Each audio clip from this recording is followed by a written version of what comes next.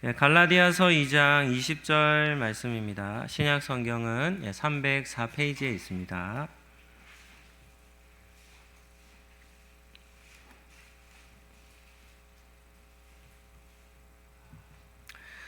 갈라디아서 2장 20절 말씀입니다.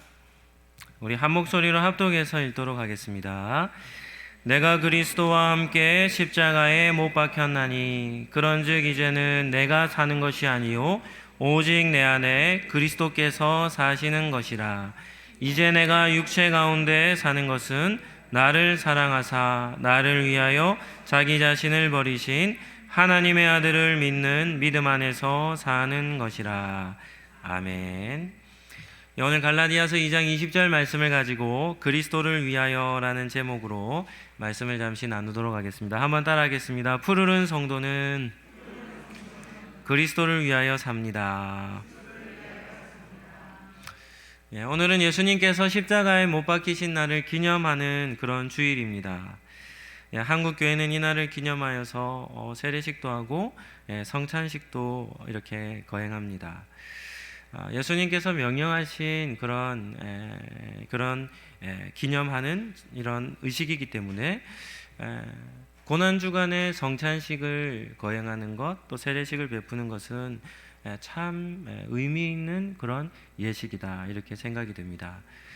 그래서 우리 오늘 우리 세례와 입교를 우리 진행할 때에도 우리 성도님들 기도해 주시고, 또 우리 성찬식에 참여할 때에도 또 몸과 마음을 잘 이렇게 가다듬으시고 또 은혜로운 마음으로 참여를 해주시면 참 감사하겠습니다.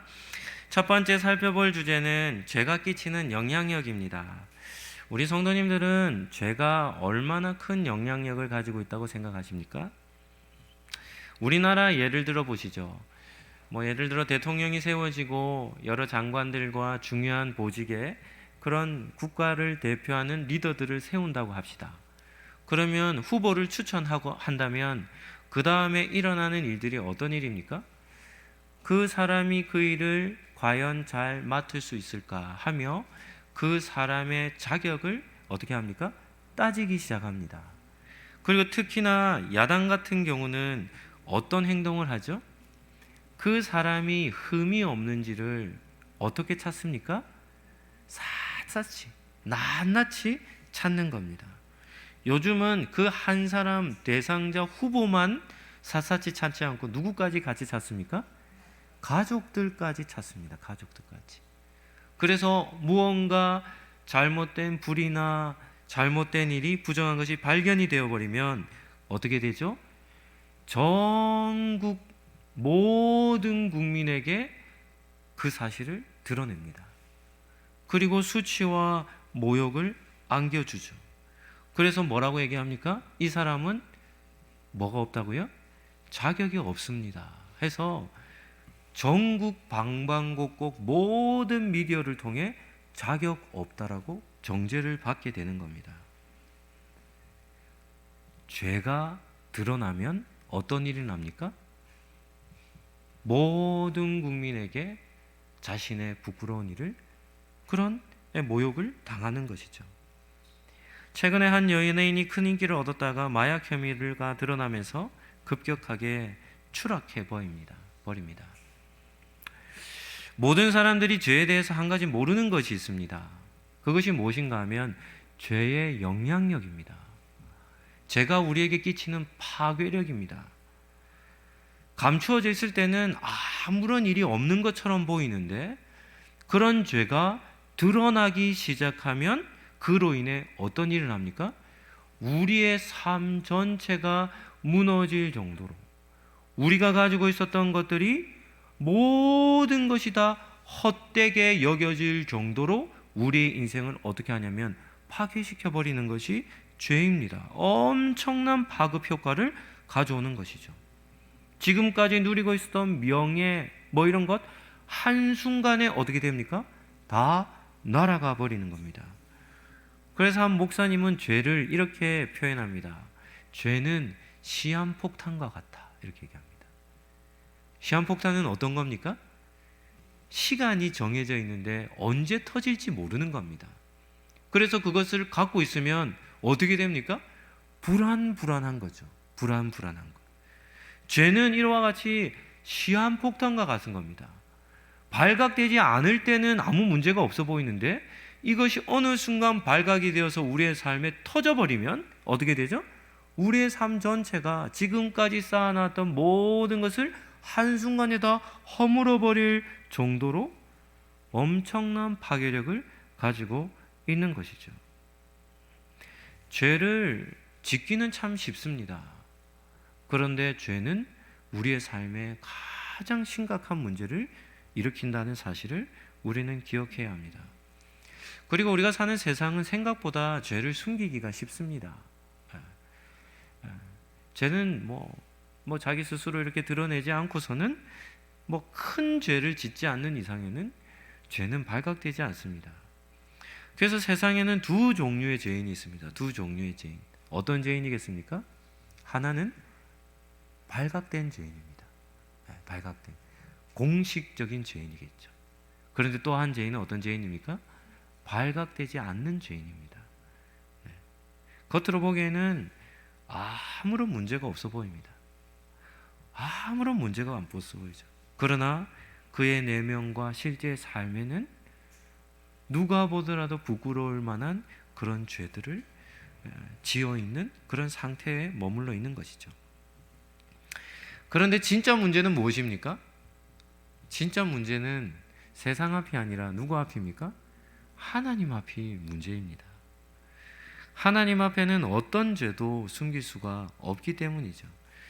예수님이 이 땅에서 사셨을 때는 겉모습은 진짜 뻔질한 사람들이 있었습니다. 겉모습으로 볼 때는 아무런 흠이 없어 보이는 사람들이 있었습니다. 그 누굴까요?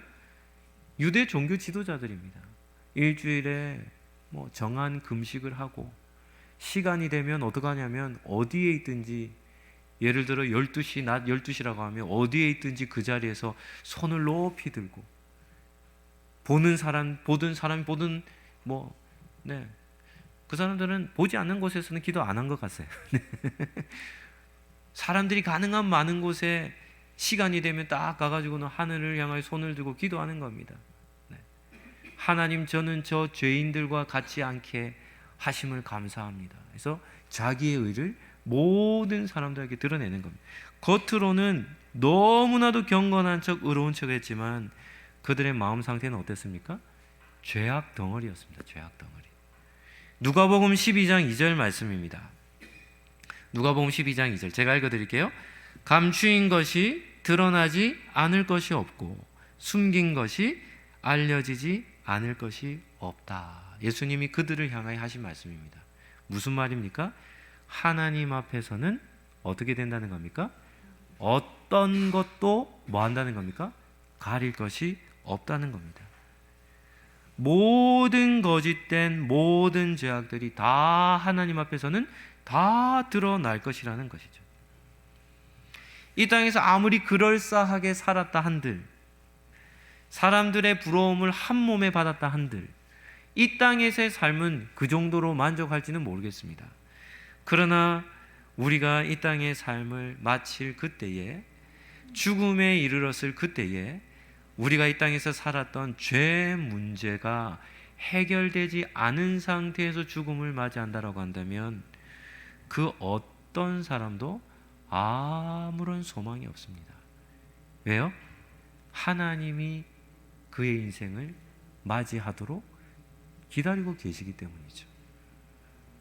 죄는 이 땅의 삶뿐만이 아니라 영원한 삶도 파괴해버린다는 사실을 기억해야 합니다.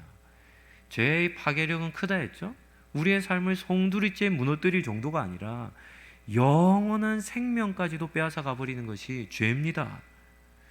그래서 우리는 성도라고 한다면 이 죄의 엄청난 힘입니다. 그 힘을 우리는 깨달아야 하고 어떻게 해서든 죄 문제를 해결해야 한다는 사실을 성도는 기억해야 합니다. 두 번째는 세례의 필요성입니다. 성도들 가운데 신앙생활하는 사람들은 이런 질문합니다. 목사님, 왜 세례를 받아야 합니까? 이렇게 질문합니다. 세례의 필요성을 묻는 것이죠. 우리는 세례의 필요성을 알아야 합니다. 오늘 한 4가지 정도로 한번 짧게 정리하도록 하겠습니다. 첫 번째입니다. 첫 번째 이유는 옛사람의 죽음입니다. 옛사람의 죽음. 옛사람이 죽어야 하기 때문에 세례를 받아야 합니다. 옛사람이란 우리가 죄인으로 태어나서 온갖 죄를, 수많은 죄를 지으며 살았던 모든 삶을 뜻합니다. 사람은 누구나 태어나면서 죄인입니다. 이유가 뭡니까? 성경이 그렇게 말씀하기 때문입니다. 그리고 태어날 때부터 우리가 죄를 가지고 태어나고 선천적인 죄인이죠. 그리고는 삶을 살아가면서 얼마나 많은 죄를 짓고 사는지 모릅니다. 그래서 세례를 받아야 합니다. 왜 받아야 합니까? 세례를 받아 물속에 잠길 그때에 어떻게 됩니까? 지금까지 태어나서 지었던 모든 죄, 그 죄덩어리의 삶인 옛사람의 죽음을 세례를 받으며 죽었습니다 하는 그 의식이 세례이기 때문입니다. 옛사람의 죽음과 우리 자아의 이기적인 자아까지도 죽어야 하기 때문에 우리는 세례를 받아야죠. 지금까지는 나를 위해 살아왔다, 지금까지는 내 인생은 나의 것입니다 라고 고백한다라고 한다면 그 자아의 사망 선고, 그것이 무엇입니까? 세례 받는 것입니다. 두 번째는 왜 세례를 받아야 하냐면 새로운 삶으로 출발해야 하기 때문입니다. 세례는 옛사람의 죽음으로 끝나지 않습니다. 예수 그리스도와 함께 새로운 삶이 시작되었음을 뜻합니다. 그래서 이것을 어떻게 표현하냐면 거듭남, 다시 태어남, 중생, 영어로는 born again 이렇게 합니다. 다시 태어났다라고 표현하죠. 육체의 죄성을 가지고 살았던 삶이 죽고 예수 그리스도를 믿음으로 인하여 새로운 자아가 우리 속에 생겨나는 겁니다. 그 자아는 자기를 위하여 자기가 삶의 주인으로 살아가는 삶이 아니라 누구를 주인으로 모시고 살아가는 겁니까? 예수님을 주인으로 모시고 사는 삶으로 새롭게 출발하는 그것이 무엇입니까? 세례입니다.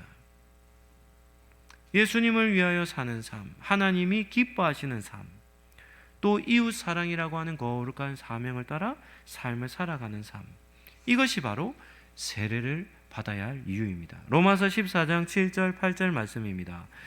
아주 중요한 말씀입니다. 우리 자막을 한번 띄워주시고 말씀을 띄워주시고 우리 천천히 한번 말씀을 생각하시며 함께 읽도록 하겠습니다. 시작.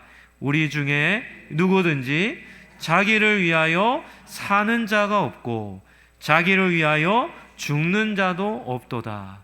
우리가 살아도 주를 위하여 살고 죽어도 주를 위하여 죽나니 그러므로 사나 죽으나 우리는 주의 것이로다.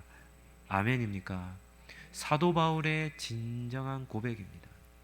예수 그리스도를 만난 사도 바울의 고백입니다. 그런데 이 고백은 사도 바울의 고백만이 아닙니다.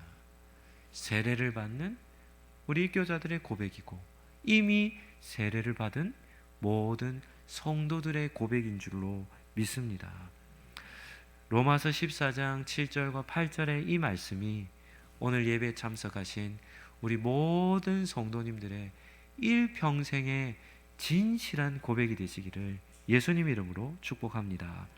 세 번째는 세례받음은 죄 씻음을 뜻하기 때문입니다.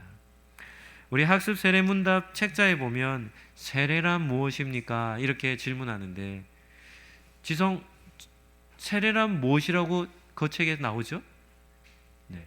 세례란 무엇이라고 그 책에 나오죠? 네. 그렇게 나옵니다. 죄를 씻는 것이 세례입니다. 이렇게 나옵니다. 여러분은 이런 말이 어떻게 들립니까? 하루의 일상을 살고 집으로 돌아오면 가장 먼저 하는 일이 무엇입니까? 몸을 씻습니다. 그렇죠? 밖에서 더러워진 몸, 손과 발 정도가 아니라 요즘은 뭐 거의 샤워를 하는 세상이니까, 시대니까 밖에서 일을 하고 돌아오면, 일상을 살고 돌아오면 뭐부터 합니까? 몸부터 깨끗하게 씻습니다. 그럼 그 씻음으로 통해 우리 육체에 더러워진 것들이 다 씻겨 나가죠. 그런데 세례는 무엇을 씻는 겁니까? 우리가 지금까지 살아왔던 모든 죄를 씻는 것이 세례입니다. 설교를 시작하며 죄를 가진 채 하나님 앞에 서는 것만큼 더 최악의 경우는 없다고 했습니다. 죄 문제를 해결하지 않은 채 죽음을 맞이하는 것, 정말 헛된 삶입니다. 왜요? 그들은 영원한 죽음의 그들 앞에 놓여 있기 때문이죠. 왜 세례를 받아야 합니까? 세례는 물로 받는 건데, 물 세례를 받을 때에 우리의 영혼에 지금까지 해결되지 않았던 그 수많은 모든 죄가 다 뭐 되기 때문입니까? 깨끗하게 어떻게 되기 때문입니까? 씻음 받기 때문입니다. 우리 성도님들은 죄 사함의 은혜를 아십니까? 예수님을 믿으면 죄 사함을 받습니다. 이 죄 사함에 대한 은혜를 아는 사람이라면 죄 사함이 선포되어지는 그곳에 어떻게 반응하겠습니까? 아멘. 나의 모든 죄가 예수 그리스도의 피로 사함을 얻었습니다. 그 은혜를 우리가 안다면 그 은혜를 붙들 수밖에 없고 그 은혜에 감격할 수밖에 없지 않겠습니까? 죄 사함의 은혜만이 어디에 입성할 수 있는 은혜입니까? 하나님 나라에 들어갈 수 있는 은혜입니다. 하나님과 더불어 영원한 생명을 얻는 유일한 방법이 죄가 사해지는 은혜를 받아야 하는 것이죠. 이 세례의식이 바로 죄가 사해지는 것입니다. 오늘도 우리가 세례식이 거행될 것인데 이러한 실질적인 은혜가 임할 수 있도록 우리 기도해 주시기를 바랍니다. 마지막 네 번째는 왜 세례를 받아야 하냐면 예수님과 연합하기 위하여 세례를 받아야 합니다. 오늘 읽은 본문 갈라디아서 2장 20절 상반절을 한번 보시죠. 그런즉 이제는 내가 사는 것이 아닙니다. 같이 한번 읽어볼까요? 오직 내 안에 그리스도께서 사시는 것입니다. 이렇게 나오죠. 바른 믿음을 가진 성도는 십자가를 바라볼 때 한 가지 중요한 사실을 깨달아야 합니다. 그것이 무엇인가 하면 십자가에는 누구만 달린 것이 아니라는 사실을 기억해야 합니까? 예수님만 달린 것이 아니라는 사실을 기억해야 합니다. 그 십자가는 누가 달려야 합니까? 실제는요? 내가 달려야 합니다. 그런데 나를 대신하여 누가 달리신 겁니까? 예수님이 달리신 겁니다. 그렇기 때문에 십자가에 달리신 예수님을 바라볼 때 예수님이 십자가에 달리셔서 나를 위해 고통을 당하셨구나 라고 생각하는 것은 반쪽짜리입니다. 그 십자가에 달린 예수님을 바라보며 누구를 바라봐야 합니까? 나도 그 십자가에 달려 죽었음을 고백해야 하는 것이죠. 그리고 그 십자가에 내가 죽었음을 고백하는 그 순간 우리는 우리의 마음속에 예수님이 찾아오셔서 예수님과 함께 우리가 삶을 살기를 시작한다는 사실을 우리는 기억해야 합니다. 그래서 세례를 받으면 누구와 함께 살아가는 겁니까? 예수님과 연합하여 예수님을 마음에 모시고 살아가는 것입니다. 왜 죄 없으신 예수님께서 험악한 십자가에 달리셨겠습니까? 우리의 죄 때문이죠. 그래서 우리는 십자가를 바라볼 때마다 은혜를 받을 수밖에 없습니다. 여러분은 대다수 세례를 받으셨을 겁니다. 세례를 받는 성도의 입술을 통해 진정한 이 고백이 여러분들 가운데도 있어야 할 줄로 믿습니다. 갈라디아서 2장 20절 하반절 말씀입니다. 우리 같이 한 목소리를 읽고 말씀을 정리하도록 하겠습니다. 같이 한번 읽겠습니다.